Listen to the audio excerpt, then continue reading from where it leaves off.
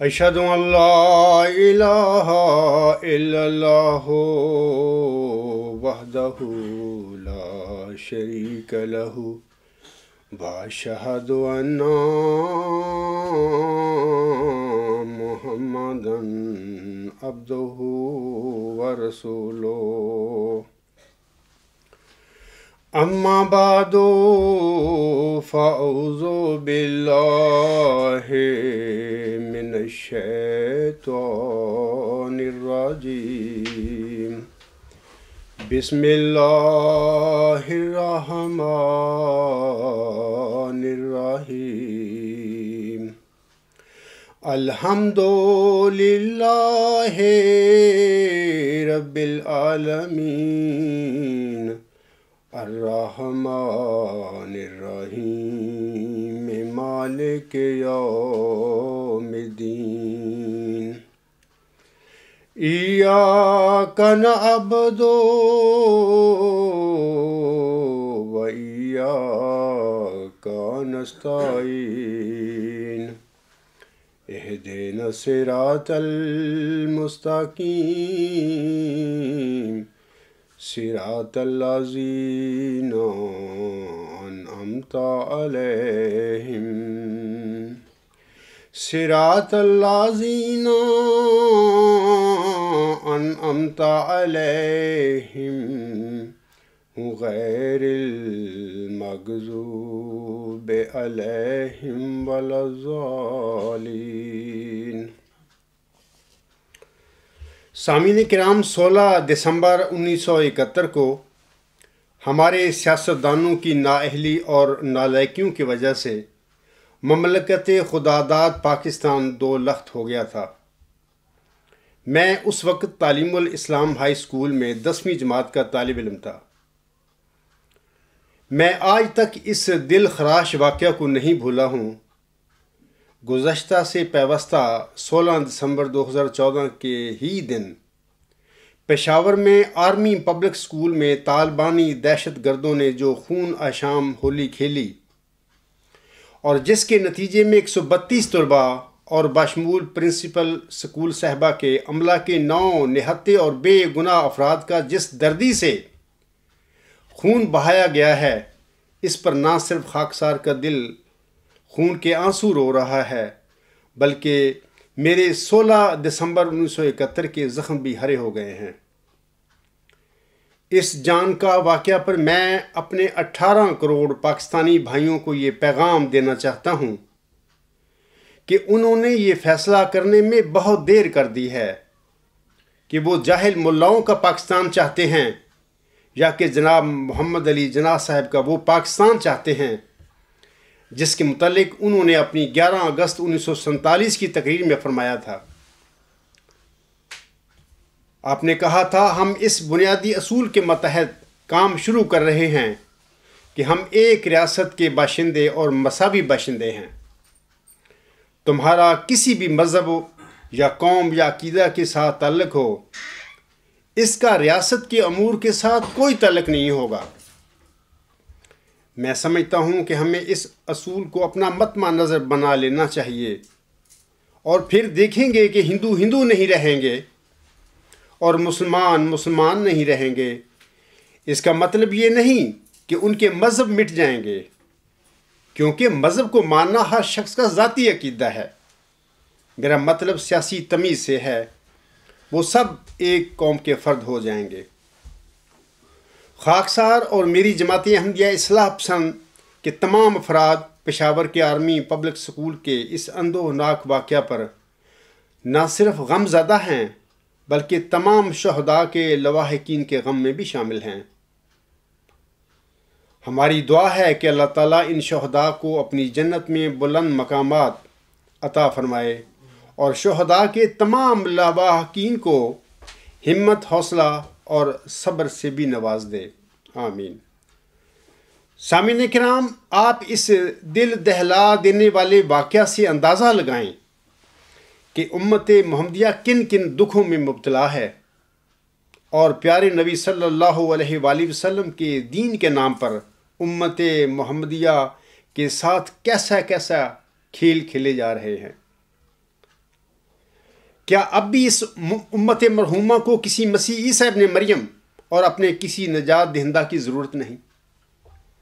افغانی اور پاکستانی طالبان تو انسانوں کے جسموں کو قتل کر رہے ہیں، لیکن حضرت احمد علیہ السلام کی وفات کے بعد احمدی طالبانوں نے اپنے خود ساختہ اسلام اور اپنی خود ساختہ شریعت کے نام پر احمدیوں کے ذہنوں کو قتل کر کے انہیں چلتی پھرتی لاشیں بنا دیا ہے۔ سامعین کو واضح رہے کہ جسمانی مقتول نظر آ جایا کرتے ہیں، لیکن برخلاف اس کے ذہنی مقتول نظر نہیں آیا کرتے۔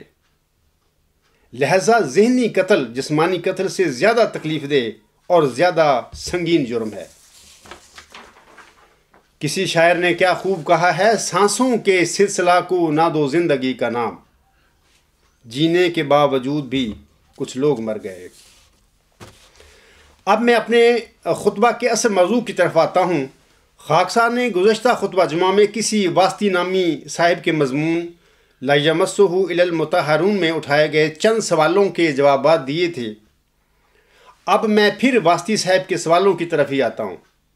وہ آگے لکھتے ہیں، اب آئیے پیشگوئی مسلم موعود کے الفاظ کی طرف، جس میں واضح طور پر کہا گیا کہ ایک وجی اور پاک لڑکا تجھے دیا جائے گا۔ لا یمسہ الا المطہرون کی اثر روح کی طرح کیا پاک لڑکے سے یہ مراد تھی کہ اس لڑکے کو ڈسٹلڈ واٹر سے غسل دیا جائے گا یا آب زمزم سے نہلایا جائے گا؟ نہیں اور قطعاً نہیں، بلکہ اس سے مراد یہ تھی کہ اس موعود لڑکے کی فطرت میں وہ جوہر رکھا جائے گا جس کے نتیجہ میں وہ قرآن پاک کے حقائق و معارف اور اسرار و رموز سے آشنائی حاصل کرے گا۔ مسلم موعود کی فطرت کے اندر موجود اس جوہر کو ایک طرف تو آپ کے مسلمات کی روح سے بھی خلیفہ راشد حضرت مولانا نور الدین رضی اللہ تعالی عنہ کی چشم بصیرت نے ہونہار بروا کے چکنے چکنے پات کے حوالے سے نہ صرف یہ کہ اسے پہچانا بلکہ بیان بھی کیا، اور دوسری طرف خدائے قدیر نے تفسیر کبیر اور دیگر لامتناہی معارف کے بیان کی صورت میں ایک فعلی شہادت دنیا کے سامنے رکھوا دی کہ لا یمسہ الا المطہرون کی روح کے مطابق اسی پاک لڑکے کی بشارت حضرت اقدس حضرت مسیح موعود علیہ السلام کو دی گئی تھی، جس سے قرآن کے اسرار و رموز بتانے میں خدا تعالی کی مشیت میں خلیفہ راشد کی براہ راست تربیت بھی شامل تھی۔ یہ تو ان کا سٹیٹمنٹ ہے جناب واسطی صاحب کا۔ اب میں اس کے جواب میں چند گزارشات پیش کرتا ہوں، واسطی کے آگے بھی اور دیگر سامعین کرام کے بھی آگے۔ اولاً واسطی صاحب سے جواباً گزارش ہے کہ آپ نے پیشگوئی مسلم موعود کے حوالہ سے صرف وجی اور پاک لڑکا کا ذکر فرمایا ہے۔ شاید آپ بھول رہے ہیں یا آپ کو علم ہی نہیں ہے کہ 20 فروری 1886 کی الہامی پیشگوئی میں ایک کی بجائے 2 وجودوں کی بشارت دی گئی تھی، جیسا کہ اللہ تعالیٰ فرماتا ہے، سو تجھے بشارت ہو کہ ایک وجی اور پاک لڑکا تجھے دیا جائے گا، ایک ذکی غلام بریکٹ میں ملہم لکھتا ہے لڑکا تجھے ملے گا۔ ثانیاً آپ کو یہ بھی واضح رہے کہ 20 فروری 1886 کی الہامی پیشگوئی میں 2 وجودوں کی بشارت دینے میں اللہ تعالیٰ کی یہ غرض و غایت تھی کہ وہ اس طرح ملہم کی اولاد اور اس کی ذریت یعنی جماعت کی آزمائش کرنا چاہتا تھا۔ آج جو ہم دیکھ رہے ہیں جماعت احمدیہ میں، ملہم کی اولاد نے جو کچھ کام کر دیا ہوا ہے لوگوں کا، یا جماعت کا قبلہ کس طرح پھیر دیا ہے دنیا کی طرف اور خاندان کی طرف، یہ وہی آزمائش ہے جس کے لیے اللہ تعالیٰ نے ان دونوں وجودوں کو اکٹھا ایک ہی پیشگوئی میں ملہم پر الہام فرما دیا تھا۔ ثالثاً آپ کو واضح رہے کہ دونوں موعود وجودوں میں سے چونکہ صورت مریم کے مطابق ذکی غلام ہی نشان رحمت ہے، لہذا ملہم نے اسے ہی مسلم موعود فرمایا تھا، اور الہامی پیشگوئی 20 فروری 1886 اصلاً اور اولاً اس کے متعلق ہی نازل ہوئی تھی، لیکن موعود لڑکے کی پیشگوئی ضمنی پیشگوئی کے طور پر بطور فرع پیشگوئی مسلم موعود میں شامل ہے۔ رابعاً آپ کو یہ بھی واضح رہے کہ کہ حضور اسلام کا گمان تھا کہ مؤد ذکی غلام آپ کا جسمانی لڑکا ہوگا، لیکن ذکی غلام کی الہامی بشارتیں ہمیں بتا رہی ہیں کہ آپ کا یہ گمان سچ ثابت نہیں ہوا، کیونکہ اللہ تعالیٰ نے اس مؤد ذکی غلام کو آپ کے گھر میں بطور جسمانی لڑکا پیدا ہی نہیں کیا تھا۔ خامسن، آپ کو یہ بھی واضح رہے کہ وجی اور پاک لڑکا اور ذکی غلام سے متعلقہ دونوں الہامی پیشگوئیاں بعد ازاں اپنے اپنے اصل کی بجائے اپنے اپنے مسیلوں کے وجود میں پوری ہوئی ہیں۔ اس کی تفصیل واسطی صاحب اور دیگر قارئین سامعین کرام میری کتاب غلام مسیح الزماں کے صفحہ 184 پر پڑھ سکتے ہیں۔ سادساً، واسطی صاحب آپ کو یہ بھی واضح رہے کہ ملہم یعنی حضرت احمد علیہ السلام کی وفات کے بعد جناب مرزا محمود احمد صاحب اس حقیقت سے بخوبی واقف تھے کہ ہم زندہ بھائیوں میں سے کوئی بھی مسیح مبارک احمد یعنی مسلم موعود نہیں ہے۔ اس کا ثبوت آپ نیوز نمبر 81 یعنی 81 پر پڑھ سکتے ہیں اور سامعین بھی پڑھ سکتے ہیں۔ سابعاً، جناب مرزا محمود احمد کے خلافت کی گدی پر بیٹھنے کے بعد بعض صحابیوں نے آپ کے بارے میں المصلح الموعود اور قدرت ثانیہ کا مظہر ہونے کے دعوی کر دیے۔ واسطی صاحب لا یمسہ الا المطہرون کے مطابق اگر آپ کے بقول مرزا محمود احمد صاحب پاک کیا ہوا ہوتا تو پھر وہ 1914 میں ان صحابیوں کو کہتا کہ میں مسیح مبارک احمد نہیں ہوں اور نہ ہی ہو سکتا ہوں، لہذا میں کس طرح مسلم موعود کی پیشگوئی کا مصداق ہو سکتا ہوں؟ اور اس طرح وہ صحابیوں کے ان جھوٹے دعوی کو رد کر دیتے، لیکن اس پاک لڑکے نے ایسا نہیں کیا تھا، بلکہ ان صحابیوں کو اپنی خوشنودی سے نوازا تھا۔ سامنن، واسطی صاحب تفسیر کبیر کے حوالہ سے آپ کی خاکسار آپ سے گزارش کرتا ہے کہ اگر تفسیر کبیر جناب مرزا محمود احمد کی لکھی ہوئی تھی تو پھر اسی تفسیر کبیر کے لکھنے کے حوالہ سے مولویوں کے آپس میں جھگڑے کیوں ہوئے تھے؟ جہاں تک قرآن کریم کے علم کا تعلق ہے تو اس ضمن میں عرض ہے کہ قرآن کریم کا ترجمہ سیکھ لینا یا قرآن کریم کی تفسیر کر دینا یہ ایک نیک کام ہے اور اس کی قدر کرنی چاہیے، لیکن اس سے یہ کس طرح ثابت ہو گیا کہ مترجم یا مفسر پر قرآن کریم کے علوم کا انکشاف بھی ہو گیا ہے؟ ہر مترجم یا ہر مفسر کے متعلق آپ یہ نہیں کہہ سکتے کہ اسے قرآن کریم کا علم بھی ہو گیا ہے، کیونکہ قرآن کریم کا ترجمہ یا تفسیر کر دینا ایک اور بات ہے، لیکن قرآن کریم کے علم کا کسی پر انکشاف ہونا ایک دوسری بات ہے۔ قرآن کریم ایک بند کتاب ہے اور اس کی حقیقت کو وہی لوگ پاتے ہیں جو مطہر ہوتے ہیں۔ واسطی صاحب، کسی انسان کی قرآن کریم کے باطن تک رسائی اس وقت تک ممکن نہیں ہے جب تک اس کا باطن بالکل پاک نہ ہو جائے۔ قرآن کریم کا علم اللہ تعالیٰ کے سکھانے سے ملتا ہے، جیسا کہ اس سلسلہ میں علامہ اقبال فرماتے ہیں، تیرے ضمیر پہ جب تک نہ ہو نزول کتاب، تیرے ضمیر پہ جب تک نہ ہو نزول کتاب، گرا کشا ہے ناراضی نہ صاحب کشاف۔ اقبال کہتا ہے کہ جب تک قرآن کریم ہمارے دلوں پر اسی طرح نازل نہ ہو جس طرح یہ کتاب پیارے نبی صلی اللہ علیہ وآلہ وسلم کے دل پر الہام ہوئی تھی، تو اس وقت تک علم کی گتھیوں کو نہ فخر الدین رازی جیسا کوئی حکیم سلجھا سکتا ہے اور نہ ہی کوئی اور صاحب کشاف یعنی کوئی اور فلسفی حکیم یا اور کوئی محقق سلجھا سکتا ہے۔ خاکسار اپنے ذاتی تجربہ کی روشنی میں آپ کو بتاتا ہے کہ یہ وہ صورتحال ہے جس میں قرآن پاک کی آیات اس بندے پر اپنے معنی کھولنا شروع کر دیتی ہیں اور اس بندے کو ایسا محسوس ہونے لگتا ہے جیسے قرآن کریم کی آیات اس سے محو گفتگو ہیں۔ میں اپنے ذاتی تجربے کی بات کر رہا ہوں آپ لوگوں کے آگے۔ واسطی صاحب، جہاں تک آپ کا یہ فرمانا ہے کہ جناب خلیفہ ثانی صاحب نے تفسیر کبیر لکھی ہے، انہوں نے یہ اچھا کام کیا تھا اور ہم اس کی قدر کرتے ہیں اور سمجھتے ہیں کہ یہ کام ان کے مود لڑکا ہونے کی نشانی تو ہو سکتا ہے، لیکن مود ذکی غلام یعنی مسلم مود ہونے کی نہیں۔ مزید برآں آپ کو یہ بھی واضح رہے کہ خلیفہ ثانی صاحب کا تفسیر کبیر لکھنا ان کے علم قرآن کا ثبوت ہرگز نہیں ہو سکتا، اور اس کی میں آپ کو 3 وجوہات بتاتا ہوں۔ پہلی وجہ، پاک لڑکے صاحب کی تفسیر کبیر قرآن کریم کی 114 صورتوں میں سے 57 صورتوں کی ایک نامکمل تفسیر ہے۔ اگر آپ نے یہ تفسیر لکھی ہے تو آپ نے سابقہ مفسرین امت کی تفاسیر کو پڑھ کر اور ان سے استفادہ کر کے ایک نامکمل تفسیر کبیر لکھی ہے۔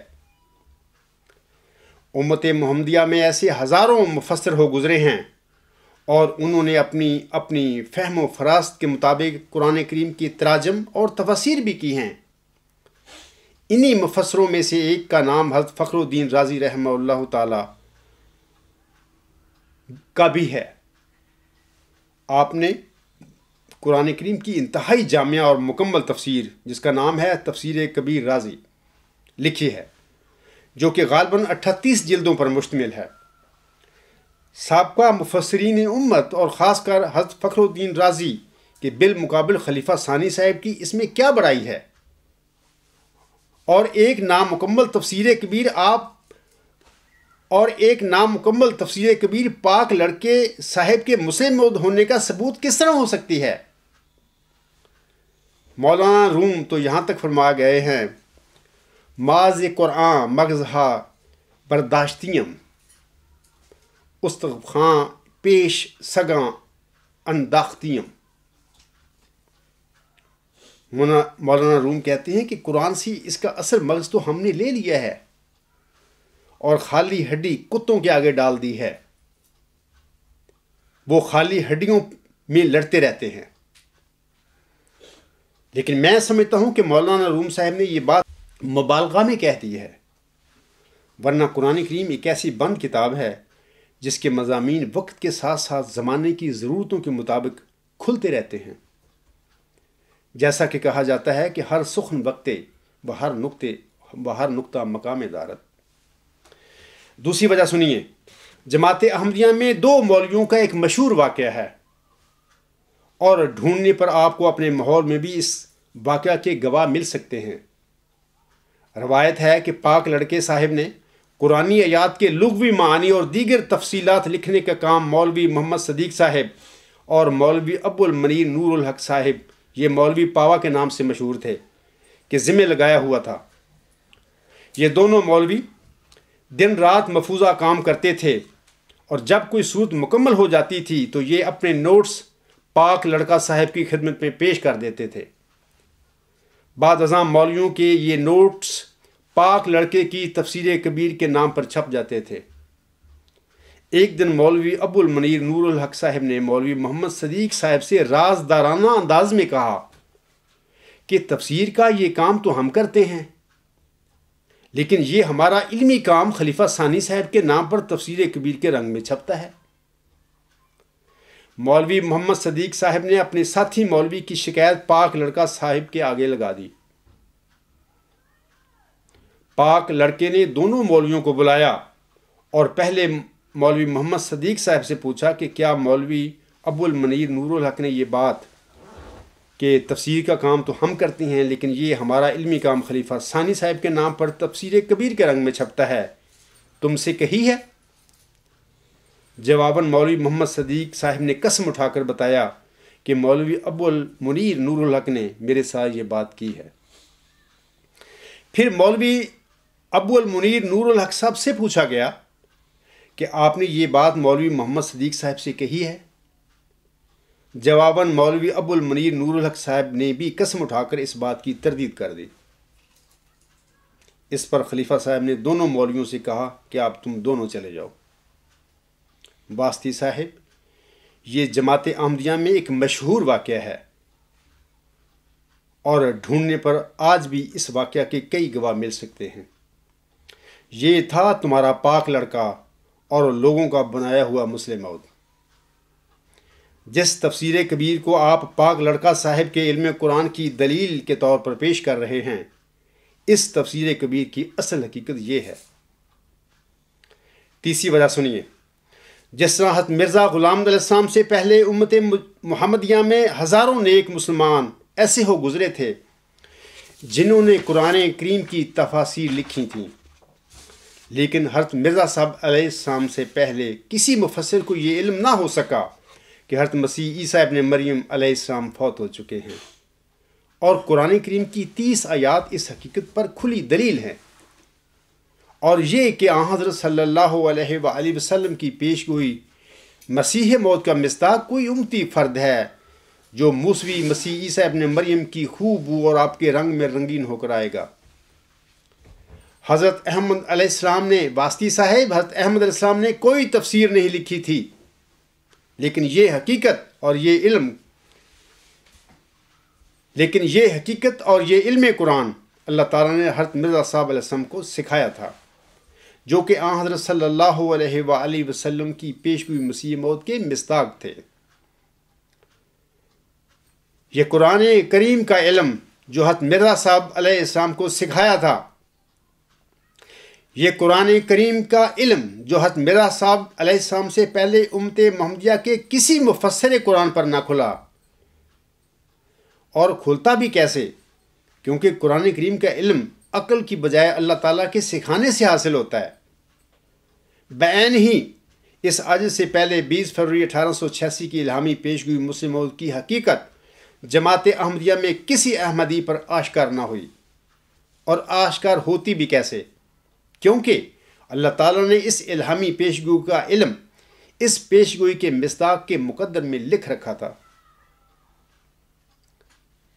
پاک لڑکا صاحب تفسیر کبیر تو لکھتے رہے یا لکھواتے رہے، لیکن انہیں یہ پتہ نہ چلا کہ میں جس الہامی پیش گوئی مسلم موعود کا دعویٰ کر رہا ہوں، میں اور میرے دیگر بھائی اس الہامی پیش گوئی کے دائرۂ بشارت میں ہی نہیں آتے۔ واسطی صاحب، آپ جو پاک لڑکے کے علم قرآن کو ان کی دعویٰ مسلم موعود کی صداقت کے لیے بطور دلیل پیش کر رہے ہیں، میرا آپ سے سوال ہے کہ اگر انہیں اس حقیقت کا ہی علم نہ ہوا کہ وہ تو پیش گوئی مسلم موعود کے دائرۂ بشارت ہی سے باہر ہیں، اس میں آتے ہی نہیں ہیں، تو پھر ان کے علم قرآن اور ان کی تفسیر کبیر کی کیا حقیقت اور کیا حیثیت رہ جاتی ہے؟ عاقل را اشارہ کافی است۔ تاسیاً، جہاں تک مرزا محمود احمد صاحب کے پہچاننے کے سلسلے میں حضرت خلیفۃ المسیح اول رضی اللہ تعالی عنہ کی چشم میں بصیرت کا تعلق ہے، تو اس ضمن میں آپ کو جواباً گزارش ہے کہ حضرت خلیفۃ المسیح اول رضی اللہ تعالی عنہ مرزا محمود احمد صاحب کو نہ مسلم موعود اور نہ ہی قدرت ثانیہ کا مظہر سمجھتے تھے۔ آپ اور سامعین کرام مضمون نمبر 38 میں یہ حقیقت ملاحظہ فرما سکتے ہیں۔ حضرت خلیفۃ المسیح اول رضی اللہ تعالیٰ عنہ اپنی وفات سے 10 ماہ پہلے لکھے ہوئے اپنے تاریخی خط میں مرزا محمود احمد صاحب کو نالائق، بے وجہ جوشیلے قرار دینے کے علاوہ انہیں ایک بلا بھی سمجھتے تھے۔ آپ خلیفہ اول رضی اللہ تعالیٰ عنہ کا یہ تاریخی خط نیوز نمبر 103 پر پڑھ سکتے ہیں اور سامعین بھی پڑھ سکتے ہیں۔ واسطی صاحب، آپ آگے اپنے مضمون میں لکھتے ہیں: محترم جمبا صاحب، آپ اپنے 5 دسمبر 2014 کے خطبہ جمعہ میں فرماتے ہیں کہ جب ایک نبی سے اجتہادی غلطی ہو سکتی ہے تو ممکن ہے کہ اپنے دعویٰ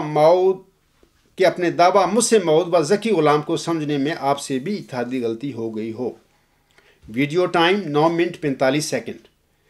چنانچہ آپ اسی امکان کے پیش نظر وسیع القلبی اور لچک کا مظاہرہ کرتے ہوئے بامی گفت و شنید کی دعوت دیتے ہیں، لیکن جناب جمبا صاحب، آپ اسی خطبہ جمعہ میں یہ ارشاد بھی فرماتے ہیں کہ جن لوگوں کی مثال زمین جنبد نہ جنبد گل محمد جیسی ہو، ان کے ساتھ گفت و شنید نتیجہ خیز ثابت نہیں ہو سکتی۔ ویڈیو ٹائم 12 منٹ تا 12 منٹ 16 سیکنڈ۔ شاید آپ اپنے اسی ایمان اور تیقن کے بل بوتے پر گفت و شنود کرنے اور کروڑوں روپے کے انعامات پیش کرنے کی دعوت دیتے ہیں۔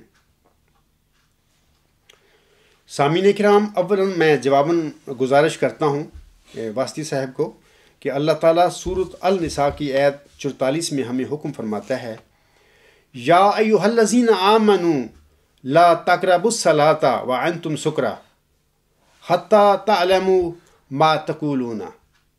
اے وہ لوگو جو ایمان لائے ہو، تم نماز کے قریب نہ جاؤ جب تم پر مدہوشی کی کیفیت ہو، یہاں تک کہ اس قابل ہو جاؤ کہ تمہیں علم ہو کہ تم کیا کہہ رہے ہو۔ اب اگر کوئی آدھی آیت پڑھ کر، یہ سورۃ النساء کی آیت نمبر 44، اب اگر کوئی آدھی آیت پڑھ کر نماز نہ پڑھنے کا جواز تلاش کرتا پھرے تو پھر اس کا یہ فعل ایک دجل اور ایک یہودیانہ تحریف ہوگی۔ واسطی صاحب، آپ نے بھی میرے گزشتہ خطبہ جمعہ میں سے، میرے مکمل بیان میں سے یہودیوں کی طرح اپنے مذموم مقصد کی تکمیل کے لیے خاکسار کا یہ فکرہ کہ مجھے پیش گوئی مصر موت کے سلسلے میں اجتہادی غلطی لگ سکتی ہے لے کر اس پر آپ نے مجھے اپنا دعویٰ چھوڑنے کا بھاشن دینا شروع کر دیا، حالانکہ میرا مکمل بیان جو میں نے دیا تھا وہ یہ ہے۔ سنیے سامعین کرام بھی سنیں۔ میں کہتا ہوں انسان بہرحال انسان ہیں، انسانوں کے ساتھ سہو و خطا لگی ہوئی ہے۔ پیش گوئیوں کے سمجھنے میں جب نبیوں سے بھی اجتہادی غلطیاں ہو جایا کرتی ہیں تو پھر اس کی کیا ضمانت ہے کہ پیش گوئی مصر موت کے سلسلے میں جناب مرزا بشیر الدین محمود احمد صاحب یا عبدالغفار جمبا صاحب سے کوئی اجتہادی غلطی سرزد نہیں ہو سکتی؟ میرا ایمان ہے کہ ہو سکتی ہے، اور بالکل ہو سکتی ہے۔ واسطی صاحب، میں نے تو اپنے سے پہلے مرزا بشیر الدین محمود احمد صاحب کا نام لیا ہے کہ وہ ان کو پیش گوئی مصر موت کے سلسلے میں اجتہادی یقینی طور پر ہو سکتی ہے۔ آپ نے صرف میرا فکرہ اٹھا لیا۔ سامعین کرام، خاکسار کا 5 دسمبر 2014 کا خطبہ سن کر ویڈیو ٹائم 9 منٹ 20 سیکنڈ تا 9 منٹ 55 سیکنڈ پر آپ واسطی صاحب کے اس دجل اور یہودیانہ حرکت کو چیک کر سکتے ہیں۔ اسی طرح آپ کے قادیانی خلیفے اور مولوی حضرات رسالہ الوصیت میں حضور صلی اللہ علیہ وسلم کے بیان فرمودہ اقتباس کے آخری فقرہ اور جب تک کوئی خدا سے روح القدس پا کر کھڑا نہ ہو سب میرے بعد مل کر کام کرو، نہ تو پڑھتے ہیں اور نہ ہی اپنی تحریروں میں یہ فقرہ لکھتے ہیں۔ ثبوت کے لیے سامعین کرام میں آپ کو کتاب ایک مرد خدا پیش کرتا ہوں، اور وہاں پہ آپ چیک کر لینا، جو خلیفہ رابع کے بارے میں وہ کتاب ہے، کسی انگریز نے شائع کی۔ اس قسم کی دجالی حرکتوں اور ہتھ کنڈوں کو حضرت احمد علیہ السلام ظلم قرار دیتے ہوئے اپنی کتاب نور الحق روحانی خزائن جلد 8 صفحہ 79 پر لکھتے ہیں۔ کیا لکھتے ہیں؟ سنیے۔ اور تجھے معلوم ہو کہ ظلم کی حقیقت یہ ہے کہ ایک شے اپنے موقع سے اٹھا کر عمدن غیر محل پر رکھی جائے، جیسے کہ واسطہ آپ نے ایک فقرہ اٹھا لیا میرے پورے بیان سے، تا راہ چھپ جاوے اور استفادہ کا طریق بند ہو جاوے اور چلنے والوں پر بات ملتبس ہو جاوے، پس ظالم اس کو کہیں گے جو محرفوں کا کام کرے اور خیانت پیشہ لوگوں کی طرح عبارتوں کے بدلا دے اور جرت کر کے کم کی جگہ زیادہ کرے اور زیادہ کی جگہ کم کر دے۔ کیا کیفیت کی روح سے اور کیا کمیت کی روح سے، اور محض ظلم اور جھوٹ کی راہ سے کلموں کو ایک معنی سے دوسرے معنوں کی طرف لے جاوے، حالانکہ اس کے فعل کے لیے کوئی قرینہ مددگار نہ ہو، اور پھر اس بنا پر دھوکہ دینے والوں کی طرح لوگوں کو اپنی مفتریات کی طرف بلانا شروع کرے، جیسے کہ واسطی صاحب نے اپنے مضمون میں لوگوں کو اپنی مفتریات کی طرف بلایا ہے۔ اور دجالیت کے معنی بجز اس کے کچھ نہیں، پس جو شخص فکر کر سکتا ہے اس میں فکر کرے۔ ثانیاً، واسطی صاحب اس قسم کی لچک جو ہے، جو میں نے پیش کی ہے اپنے خطبہ جمعہ میں، کہ جب نبیوں سے اجتہادی غلطی ہو سکتی ہے پیش گوئیوں کے معاملے میں، تو مرزا بشیر الدین محمود احمد صاحب اور عبدالغفار جمبا سے کیوں نہیں ہو سکتی؟ یہ جو لچک میں نے اپنے حوالے سے پیش کی ہے، تو اس قسم کی لچک کاذبوں کے پاس نہیں ہوا کرتی، کیونکہ وہ جھوٹے ہوتے ہیں، اور جھوٹا اس قسم کا کبھی رسک نہیں لیا کرتا، صادق لیا کرتا ہے، جیسے میں لیتا ہوں اور میں کہتا بھی ہوں۔ ثالثاً میں نے اسی خطبہ جمعہ میں کہا تھا کہ مرزا محمود احمد صاحب کا بت واسطی صاحب کے اندر بیٹھا ہوا ہے اور وہ اسے چھوڑنا نہیں چاہتا۔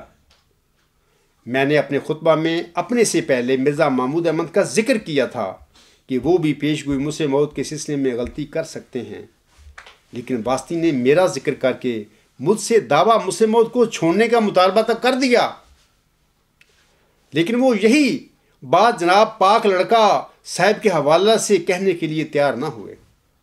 یہ اس بات کا ثبوت ہے کہ وہ بت تیرے اندر بیٹھا ہوا ہے۔ واسطی صاحب، اس سے دو باتیں ثابت ہوتی ہیں۔ اولاً مرزا محمود احمد آپ کے اندر بت بن کر بیٹھا ہوا ہے، ایسے ہی بت ہے یہ جیسے کہ آن حضرت صلی اللہ علیہ وسلم کے زمانے میں خانہ کعبہ میں 360 بت، 360 مرزا بشیر الدین محمود احمد رکھے ہوئے تھے لوگوں نے۔ فرق صرف یہ ہے کہ مرزا بشیر الدین محمود احمد ایک چلتا پھرتا بت ہے، وہ پتھر کی لکڑیوں کے بت تھے۔ ثانیاً آپ کی یہ حرکت اس بات کا قطعی ثبوت بھی ہے کہ زمین جنبد نہ جنبد گل محمد کا محاورہ آپ پر اور قادیانی جماعت پر صادق آتا ہے، نہ کہ مجھ پر۔ میں تو اپنے آپ کو پیش کیا ہے، آپ محمود کا نام لینے کے لیے تیار نہیں، اس لیے زمین جنبد نہ جنبد گل محمد یہ اپنے فعل سے، اپنے تحریر سے ثابت کر دیا کہ یہ تم پر یہ صادق آتا ہے، عبد الغفار جمبہ پر نہیں یہ صادق آتا محاورہ۔ خاکسار چونکہ صادق ہے، لہذا میرے اندر ہر قسم کی لچک موجود ہے۔ مجھے علم ہے کہ آپ میرے بالمقابل جس طرف سے بھی آئیں گے انشاءاللہ تعالیٰ منہ کی کھائیں گے۔ اب سوال رہ جاتا ہے کہ آپ منہ کی تو تب کھائیں گے جب آپ میدان عمل میں نکلیں گے۔ آپ کا خلیفہ مرزا مسرور احمد صاحب بڑا سیاںا ہے، یاد رکھنا، میں کہہ رہا ہوں بڑا وہ سیاںا ہے، ہوشیار آدمی ہے، ذہین بھی ہے، اس لحاظ سے وہ خاکسار کے بالمقابلہ آ کر بات چیت کرنے کا رسک نہیں لے سکتا۔ رابعاً، جہاں تک میری طرف سے کروڑوں روپے کے انعام پیش کرنے کا سوال ہے تو میں یہ سب کچھ اپنے آقا حضرت احمد علیہ السلام کی سنت کے عین مطابق یہ کر رہا ہوں۔ 1884 میں میرے آقا محمدی مریم حضرت احمد علیہ السلام نے بھی مخالفوں کے آگے اپنی کتاب براہین احمدیہ کے حوالہ سے 10,000 روپے کا انعام پیش کیا تھا۔ اس زمانے کا 10,000 روپیہ آج کے 10 کروڑ روپے پاکستانی یا 1 ملین امریکن ڈالر ہو سکتا ہے، برابر ہو سکتے ہیں۔ ایسا کرنا، یاد رکھیں، میں سامعین کو بتاتا ہوں کہ ایسا کرنا کاذبوں پر اتمام حجت کے لیے ہوا کرتا ہے۔ یہ کوئی ایسے نہیں ہوتا کہ ایسے لوگ انعام پیش کیا کرتے پھرتے ہیں، میرا صاحب نے بھی ایسے کر دیا میں بھی کر رہا ہوں، نہیں، یہ اس بات کا ثبوت ہے کہ حضرت میرا صاحب صاحب نے بھی اپنی زندگی میں قاضوں پر اتمام حجت کے لیے یہ 10,000 روپے کا انعام پیش کیا تھا لوگوں کے آگے، اور میں بھی کر رہا ہوں آپ کی سنت میں۔ اور یہ بھی آپ کو واضح رہے کہ حضور کے تنگی کے حالات تھے اس وقت جب آپ نے 10,000 روپے کا انعام لوگوں کے آگے پیش کیا تھا، کیونکہ آپ کی زندگی اب آپ کے والد صاحب کی پینشن پر چل رہی تھی، اور جب آپ علیہ السلام کے والد صاحب فوت ہوئے تو آپ کو فکر پڑ گیا کہ اب کیا بنے گا، روٹی کپڑے کا کیا ہوگا، تو پھر اللہ نے آپ پر علیہ صلی اللہ بکفن ابدا کا الہام نازل فرمایا تھا۔ اور یہ بھی یاد رکھیں کہ آپ نے جب اپنی مشہور زمانہ کتاب براہین احمدیہ شائع کی تھی تو شائع کرنے سے پہلے، کیونکہ آپ کے پاس نہیں پیسے تھے، آپ نے اعلان عام شائع کیا تھا کہ لوگ ایڈوانس میں پیسے مجھے دیں، میں ان کو اس کے بدلے میں کتابیں پوسٹ کروں گا، دوں گا، اور لوگوں نے پیسے جمع بھی کرائے پھر، اور آپ علیہ السلام نے لوگوں کو کتابیں بھیجیں گی۔ خاکسار کی اب ایسی حالت نہیں ہے، آپ یاد رکھنا واسطی صاحب، میری ایسی حالت نہیں ہے، میں اپنی وراثت سے ہی انشاءاللہ تعالیٰ یہ انعام دے سکتا ہوں جو میں پیش کر رہا ہوں آپ لوگوں کے آگے، لیکن تم لینے والے تو بنو۔ واسطی صاحب آگے آپ لکھتے ہیں اپنے مضمون میں، جمبا صاحب کیا آپ کو یاد ہے کہ اپنے الہامات، کشوف اور تصورات کے اسی تانے بانے کی ماہیت کو سمجھنے کے لیے آپ نے کس طرح گڑ گڑا کر اور گریہ و زاری سے حضرت خلیفہ رابع کے حضور التجائیں کی تھیں کہ وہ آپ کی رہنمائی کریں کہ کہیں یہ سب کچھ آپ کے نفس کا دھوکہ تو نہیں۔ آپ نے ان سے وعدہ کیا تھا کہ وہ جو فیصلہ بھی کریں گے آپ اسے تسلیم کریں گے اور ہر حال میں ان کے مطیع اور فرمانبردار رہیں گے، کیونکہ خدا نے آپ کو بتایا تھا کہ حضرت خلیفہ رابع خدا تعالیٰ کے مقرر کردہ امیر المومنین ہیں۔ حوالہ پیش خدمت ہے، آپ اللہ تعالیٰ کے مقرر کردہ، میں کہتا ہوں اپنی کتاب میں، وہ میرا حوالہ پیش کر رہے ہیں، آپ اللہ تعالیٰ کے مقرر کردہ مومنوں کے امیر ہیں۔ میری حیثیت تو صرف ایک غلام کی سی ہے۔ جب میں اپنے آپ کو آپ کا غلام کہتا ہوں تو یہ بھی اس لیے کہتا ہوں کیونکہ خدا تعالیٰ نے اس بات کا مجھ پر انکشاف فرمایا ہے۔ آقا کے آگے غلام کی کیا حیثیت ہے؟ کچھ بھی نہیں۔ دوسرا حوالہ وہ پیش کر رہے ہیں، اے میرے سید، اگر آپ چاہیں تو ان گزارشات کو قبول فرما لیں اور اگر چاہیں تو ان کو رد کر دیں۔ میں ہر حال میں اللہ تعالیٰ کا اور آپ کا شکر گزار ہوں، آمین۔ ہر حال میں آپ کی پیروی مجھ پر فرض ہے اور میں اپنے اس فرض سے کبھی بھی کوتاہی نہیں کر سکتا۔ غلام مسیح الزماں صفحہ 102 صفحہ 103۔ آگے بڑھنے سے پہلے میں عرض کر دیتا ہوں سامعین کو بھی اور واسطی صاحب کو بھی، دیکھیں یہ جو خلیفہ رابع تک جو یہ خلافت کا یا امامت کا جو سلسلہ تھا، یہ وہی سلسلہ ہے جس کی حضرت احمد علیہ السلام نے اپنے رسالہ الوصیت میں خبر دی تھی کہ میرے بعد 40 مومن جس انسان پر، جس متقی انسان پر اتفاق کر لیں کہ وہ میرے نام پر بیعت لینے کا مجاز ہے تو وہ بیعت لے۔ یہ امامت کا سلسلہ حضرت احمد علیہ السلام کا بیان فرمودہ ہے۔ اگر میں نے خلیفہ رابع کو یہ کہا تھا کہ خدا نے مجھے بتایا ہے، یہی خدا نے بتایا تھا کہ یہ وہی امامت کا سلسلہ ہے جس کے بارے میں میرا برگزیدہ نبی الوصیت میں کہہ گیا تھا، لیکن وہ برگزیدہ نبی جو اللہ کا تھا حضرت احمد صاحب، اس نے اور بھی کچھ فرمایا تھا۔ انہوں نے فرمایا تھا کہ اور جب تک کوئی خدا سے روح القدس پا کر کھڑا نہ ہو، سب میرے بعد مل کر کام کرو۔ یہ اس بات کا قطعی ثبوت ہے کہ ان اماموں نے اس کی جماعت میں بعد میں گند ڈالنا تھا، کیونکہ روح القدس پا کر کھڑا ہونے والی تو اسی وقت ضرورت پڑتی ہے جب قوم میں، جماعت میں گند پڑ جائے نفس کی امیہ کا۔ تو یہ باتیں ظاہر کرتی ہیں کہ اللہ تعالیٰ کو علم تھا اور حضرت احمد صاحب کو بھی علم تھا کہ میرے بعد امام کیا کریں گے۔ تبھی انہوں نے فرمایا اور جب تک کوئی خدا سے روح القدس پا کر کھڑا نہ ہو، سب میرے بعد مل کر کام کرو۔ تب انہی وجوہات کی بنا پر میں نے خلیفہ رابع صاحب کو کہا تھا کہ اللہ نے مجھے خبر دیا ہے کہ تم مومنوں کے امیر ہو، کیونکہ وہ جیسے بھی بنے تھے وہ اس سلسلے کا تسلسل تھے وہ۔ آگے میں آپ کی باتوں کا جواب دیتا ہوں۔ اولاً میں جواباً گزارش کرتا ہوں کہ اگر خلیفہ رابع صاحب یا آج بھی جماعت احمدیہ میں سے کوئی تقویٰ اور انصاف پر مبنی فیصلہ میرے آگے پیش کرے تو میں ایسا منصفانہ فیصلہ آج بھی ماننے کے لیے تیار ہوں۔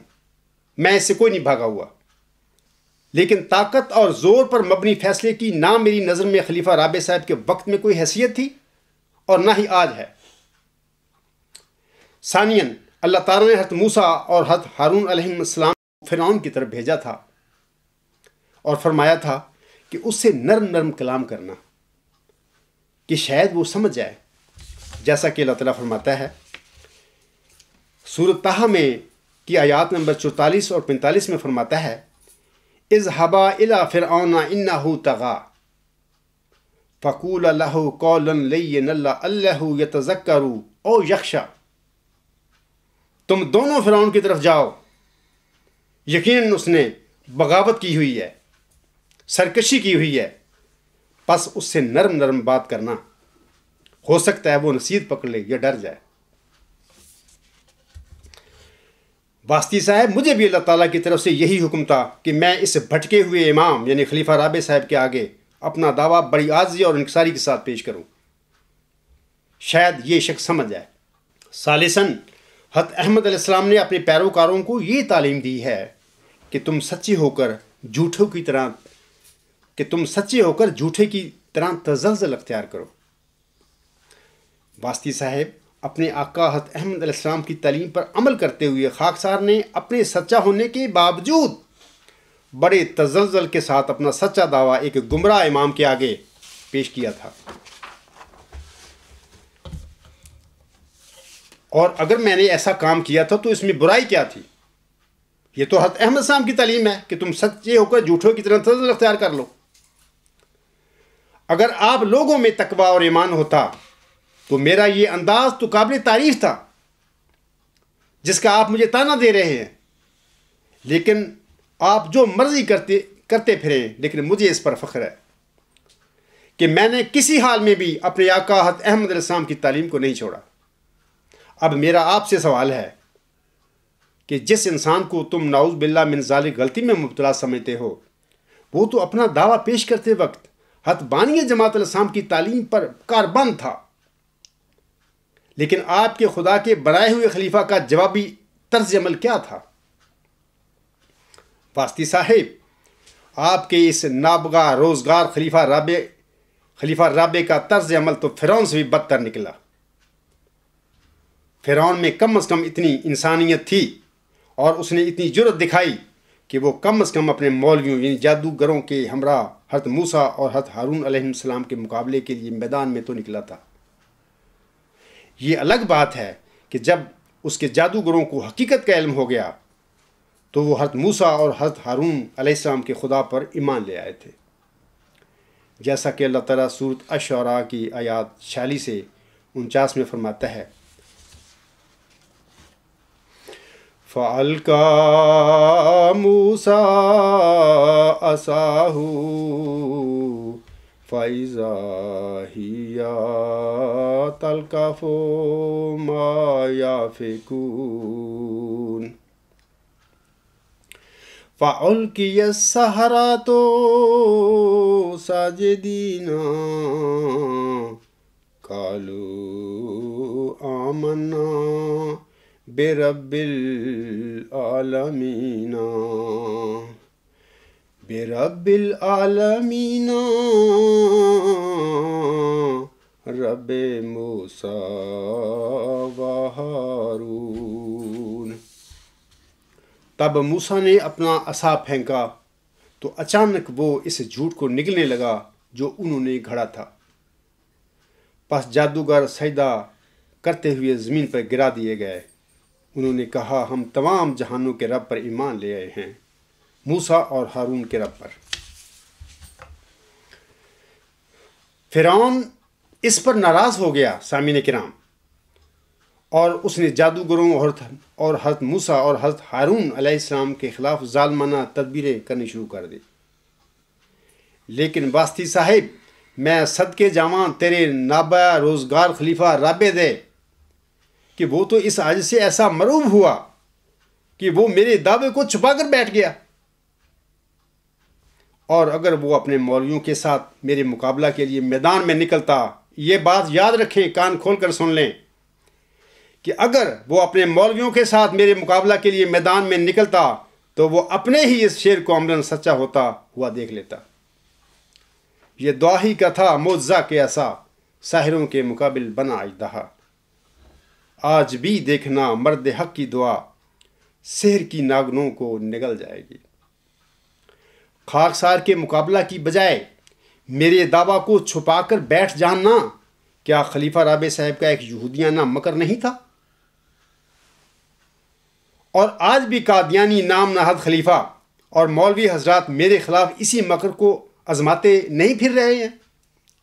لیکن یاد رکھیں، اللہ تعالیٰ سورۃ آل عمران کی آیت نمبر 55 میں فرماتا ہے، وَمَكَرُوا وَمَكَرَ اللَّهُ وَاللَّهُ خَيْرُ الْمَاكِرِينَ۔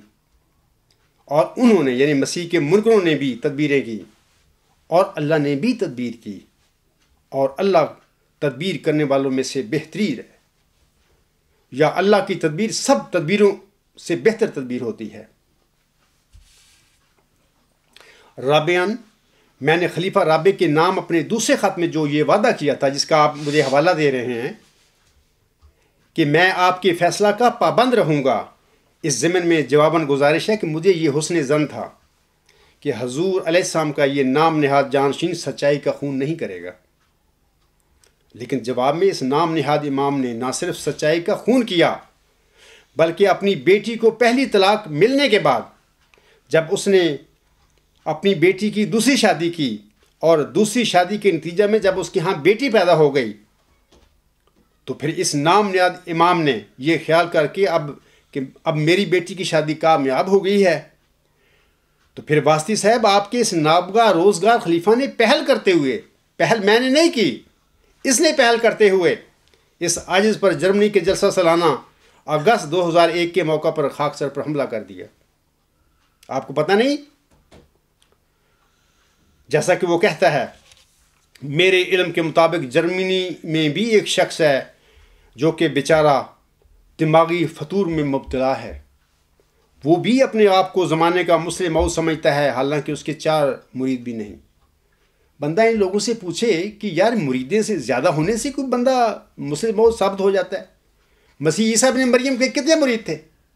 جبکہ وہ صاحب کتاب الی بنی اسرائیل، نبی اور رسول تھا۔ آگے کہتے ہیں 2-4 ایجنٹ ہوں گے باتیں کرنے والے، جماعت جرمنی گواہ ہے کہ اس کی کسی کو کوڑی کی بھی پرواہ نہیں ہے، وغیرہ وغیرہ۔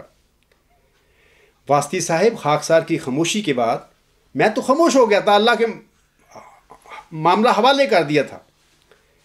خاکسار کی خاموشی کے بعد آپ کے اس جعلی اور نام نہاد نابغہ روزگار خلیفہ کا خاکسار پر حملہ کرنا کیا ایک تقوی پر مبنی فعل تھا؟ ہرگز نہیں۔ کیا اس خلیفہ کا جرمنی کے جلسہ سالانہ پر خاکسار کے خلاف بغیر کسی دلیل کے بد زبانی کرنا 5 دسمبر 1986 کے خطبہ جمعہ میں اپنے ہی بیان کردہ آزادی ضمیر کے اعلان کی خلاف ورزی نہیں تھا؟ اور پھر جب میں نے اپنے تیسرے خط میں آپ کے اس نابغہ روزگار خلیفہ سے پوچھا کہ آپ کے والد جناب مرزا بشیر الدین محمود احمد کا دعویٰ مسلم موعود کس طرح سچا تھا، تو پھر اپنی وفات سے پہلے آپ کے اس نام نہاد خلیفہ کی نہ صرف ٹانگیں کانپتی رہی تھیں، بلکہ آپ کا یہ نابغہ روزگار اور شیر خلیفہ ڈیسوں پر گرتا بھی پھر رہا تھا۔ اور MTA پر یہ سارا تماشا تمام احمدیوں نے دیکھا ہوا ہے۔ واسطی صاحب، یہ عاجز کی سچائی کا روپ تھا، ورنہ حضرت احمد السلام کا ایک سچا جانشین ڈیسوں پر کیسے گر سکتا تھا؟ خامسن، واسطی صاحب، آپ کے اس نام نہاد خلیفہ کا خیال تھا یا وہ چاہتے تھے کہ میں یعنی عبدالغفار جمبا اپنے سچے دعویٰ مسلم موعود کو غلط ثابت کیے بغیر ہی جناب مرزا بشیر الدین محمود احمد کے یعنی اس کے باپ کے جھوٹے دعویٰ مسلم موعود کو مان کر خاموش ہو جائے؟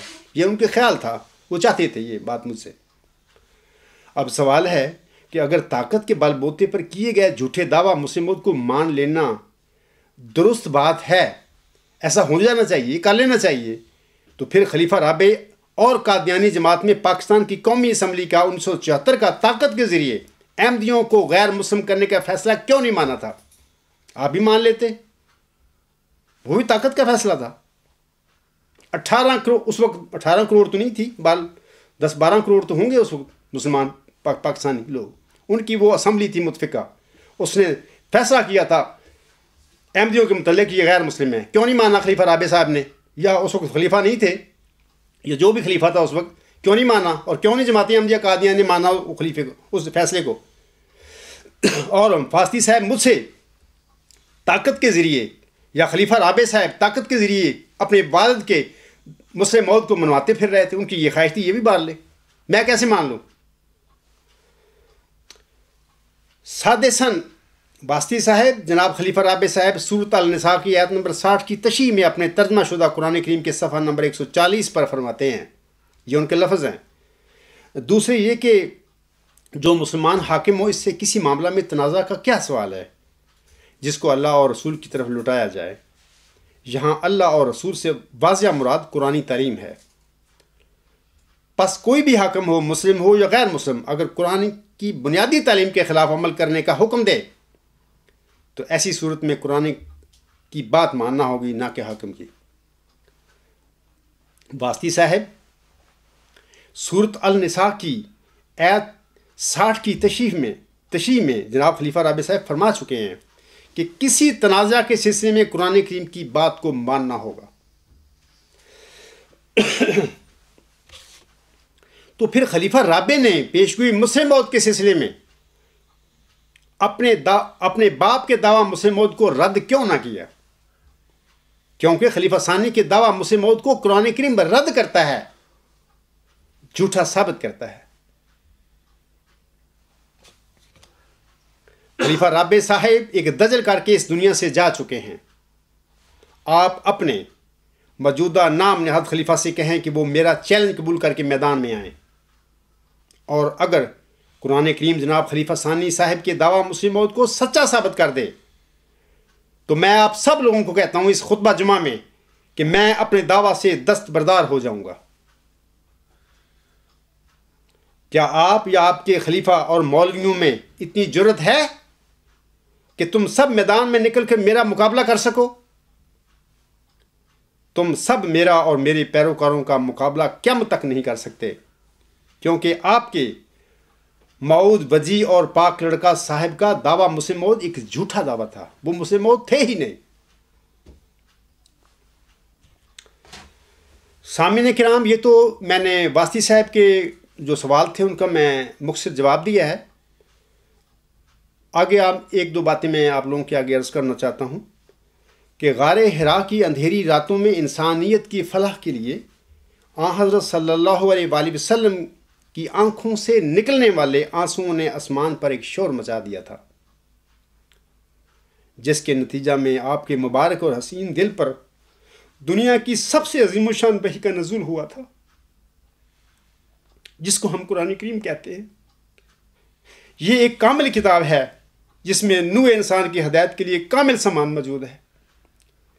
عربی قوم جو کہ بالکل جاہل بدو تھی، اور یہ لوگ انسانیت سے اتنا بے بہرا تھے کہ اپنی بچیوں کو زندہ درگور کر دیا کرتے تھے۔ غار حرا کی اندھیری راتوں میں حضرت صلی اللہ علیہ وآلہ وسلم کی آنکھوں سے بہے ہوئے آنسوؤں کا ہی یہ نتیجہ تھا کہ اس جہل قوم کی نہ صرف اصلاح ہوئی بلکہ وہ دیکھتے ہی دیکھتے دنیا کے استاد بن گئے۔ لیکن ان حقائق کے باوجود مکہ کے منکرین اور مشرکین یعنی ابو جہل ٹولہ اس عظیم و شان انسان کو، جس کی آنکھوں سے بہنے والے آنسوؤں کا کل دنیا نے فیض پایا، کبھی پاگل، کبھی مجنون، کبھی شاعر، کبھی ساحر، کبھی مسحور اور کبھی نعوذ باللہ من ذالک کذاب تک بھی کہا کرتے تھے۔ جیسا کہ اللہ تعالیٰ سورۃ القلم کی آیت نمبر 3 میں فرماتا ہے، ما انتا بے نعمت ربک بے مجنون، تو اپنے رب کی نعمت کے طفیل مجنون نہیں ہے۔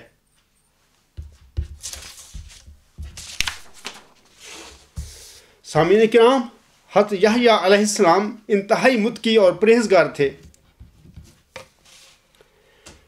اور ہر وقت عبادت الہی میں مشغول رہتے تھے۔ تواضع، شفقت اور نرم خوئی آپ کی شخصیت کے واضح اوصاف تھے۔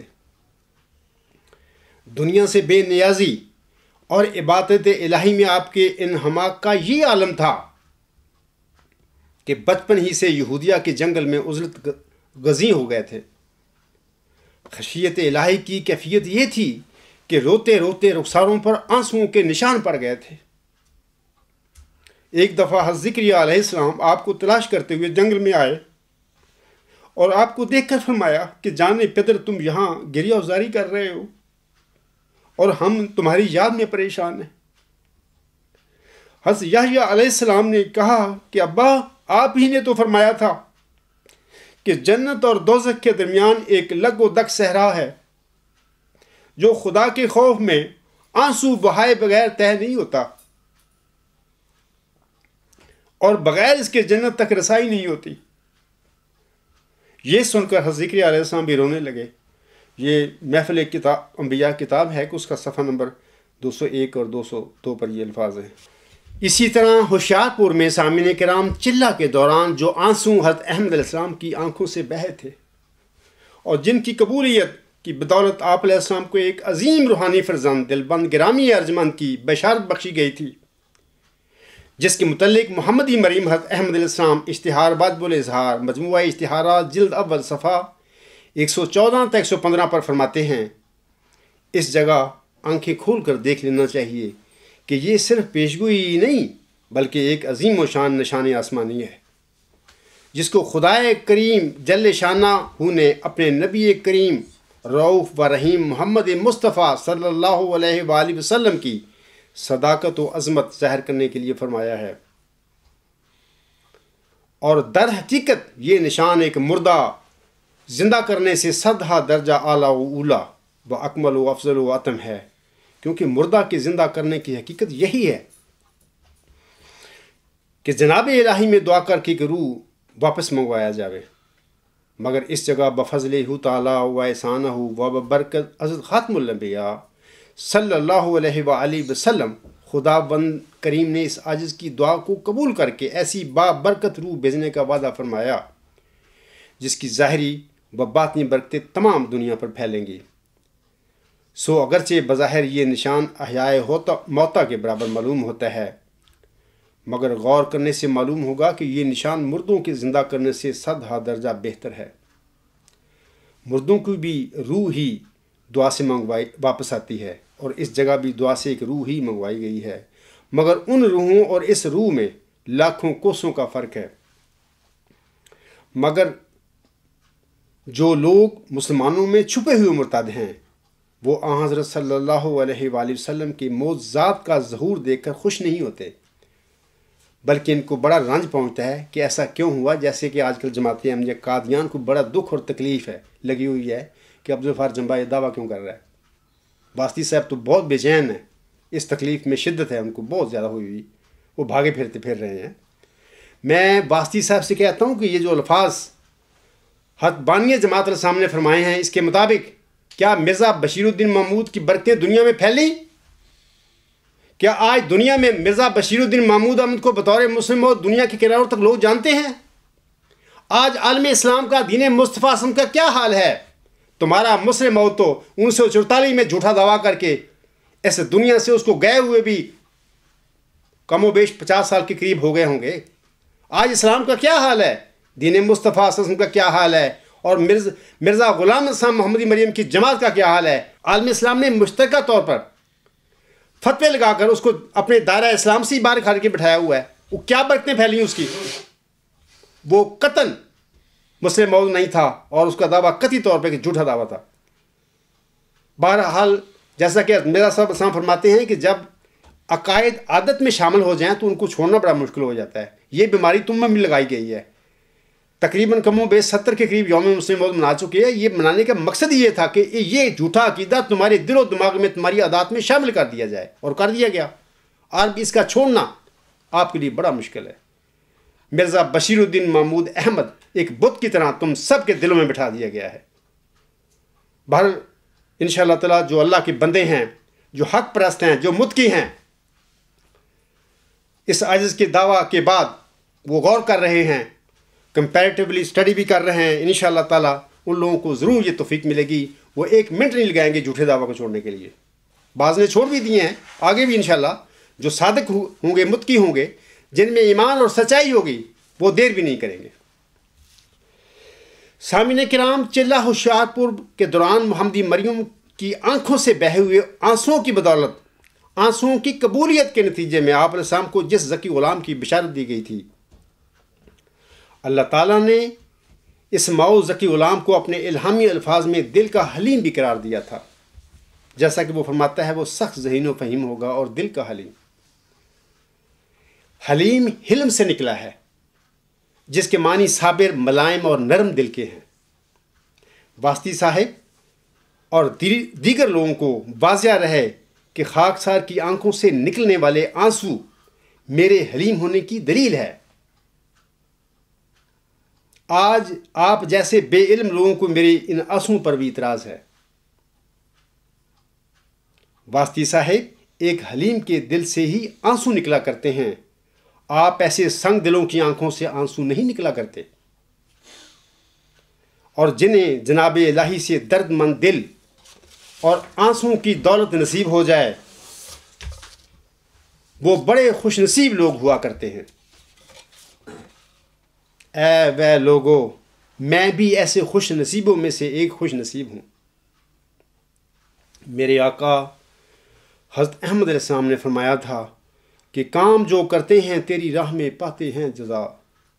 مجھ سے کیا دیکھا کہ یہ لطف و کرم ہے بار بار۔ سامعین کو واضح رہے کہ میرے پاس بھی کوئی نیک اعمال اور عبادتیں نہیں تھی۔ اللہ تعالیٰ کی عظیم رحمت اور فضل اور اپنے نبی پاک صلی اللہ علیہ وآلہ وسلم کی برکت اور اپنی روحانی ماں کی دعاؤں کے شکریہ کے لیے میری آنکھوں سے یہ آنسو نکلا کرتے ہیں۔ ان آنسوؤں کے سلسلے میں ہی اللہ تعالیٰ نے میری اوائل زندگی میں ہی یہ شعر اس عاجز کے دل پر الہام فرما دیا تھا۔ میں گنہگار بندہ در پہ ہوں تیرے آیا، شرمندگی کے آنسو اپنے ہوں ساتھ لایا۔ واسطی اینڈ کمپنی کو میں بتانا چاہتا ہوں کہ آج جو الزامات آپ مجھ پر لگا رہے ہو، یہ الزامات ہر نبی کی قوم نے اپنے مرسل پر لگائے تھے۔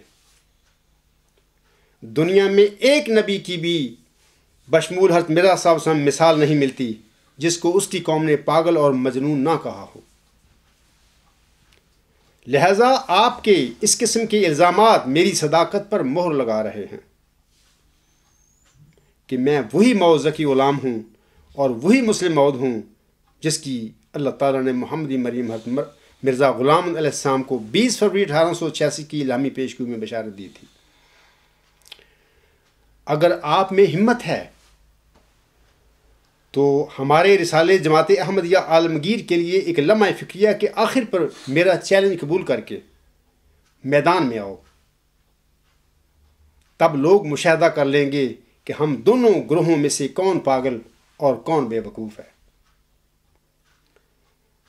اگلے خطبہ جمعہ میں خاکسار اپنے دائرہ استعداد اور پیشگوئی مسلم موعود میں دائرہ بشارت کی حقیقت پر بھی میں روشنی ڈالوں گا انشاءاللہ تعالی۔ سامعین کرام، آنسوؤں کے حوالہ سے ایک امریکی شاعرہ کے ایک خوبصورت بیان پر میں اپنے خطبہ جمعہ کو ختم کرتا ہوں۔ وہ کہتی ہے کہ مرنے کے بعد جب میں خدا تعالیٰ کے سامنے حاضر ہوں گی تو امیر لوگ اپنے لال و جواہر جو انہوں نے صدقہ کیے ہوں گے خدا تعالیٰ کے حضور پیش کریں گے، اور جن لوگوں نے قومی خدمت کی ہوگی وہ اپنی اس خدمت کو اس کے حضور پیش کریں گے اور کہیں گے کہ ہم نے یہ کیا۔ اس وقت میں پاس کھڑی حسرت سے دیکھ رہی ہوں گی، نہ میرے پاس دولت تھی جو صدقہ کے طور پر دیتی، اور نہ طاقت اور علم تھا کہ اس کے ساتھ ملک اور قوم کی خدمت کرتی، لیکن میں نے خدا تعالیٰ کی محبت میں آنسو بہائے ہوں گے اور وہ اس کے تخت کے پاس پڑے ہوں گے، اور میں وہی آنسوؤں کا تحفہ اس کے حضور پیش کروں گی۔ اور اے مخاطب، تو جانتا ہے وہ کس کے تحفہ کو قبول کرے گا؟ وہ میرے ہی آنسوؤں کو قبول کرے گا۔ وما علینا الا البلاغ وآخر دعوانا ان الحمد للہ رب العالمین۔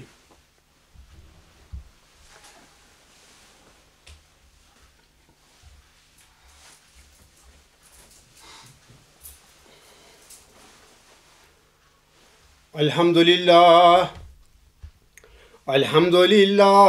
نحمدہ ونستعینہ ونستغفرہ ونؤمن بہ ونتوکل علیہ ونعوذ باللہ من شرور انفسنا ومن سیئات اعمالنا،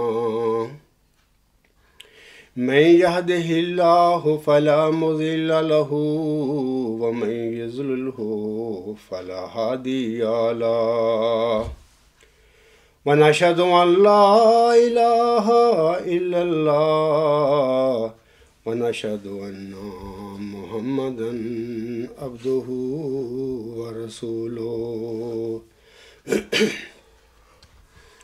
عباد اللہ رحمکم اللہ، ان اللہ یامر بالعدل والاحسان وایتاء ذی القربی وینہی عن الفحشاء والمنکر والبغی یعظکم لعلکم تذکرون۔ اذکروا اللہ یذکرکم وادعوہ یستجب لکم ولذکر اللہ اکبر۔